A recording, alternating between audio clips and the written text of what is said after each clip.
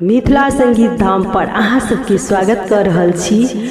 हम अमृता झा एकटा बेटा विवाह के गीत गाबि रहल छी। अहाँ सबके गीत नीक लागत तऽ लाइक कमेंट शेयर जरूर करब। जय मिथिला, जय मैथिली। पर्वत ऊपर मेघ गरजी गेल, पाटन भाए गेल सोरहे। पर्वत ऊपर मेघ गरजी गेल, पाटन भाए गेल सोरहे। कोने बाबा के घोड़ाबा आगू पाछू धाबे, किनकर घोड़ा आगू वाल हे। कोने बाबा के घोड़ाबा आगू पाछू धाबे,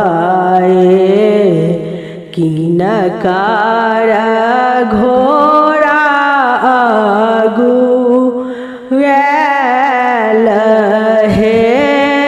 किनकर छतबा कमल पत्र छाड़ल, किनकर होए विवाह हे। किनकर छतबा कमल पत्र छाड़ल, किनकर होए विवाह हे। बाबा के घोड़ाबा आगू पाछू धाबे, बड़का बाबा के घोड़ाबा आगू वाल हे। बाबा के घोड़ाबा आगू पाछू धाबे, बड़का बाबा के घोड़ाबा आगू वाल हे। बहिनोइया के छतबा कमल पत्र छाड़ल, दुल्हा के होए विवाह हे। बहिनोइया के छतबा कमल पत्र छाड़ल,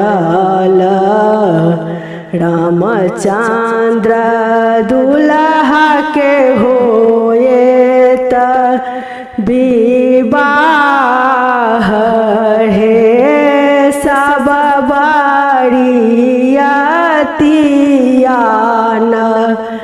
गर सो बाहर भेल, सब मिली बाजू जय जय कार हे। सब बरियतिया नगर सो बाहर भेल, सब मिली बाजू जय जय कार हे। धन्य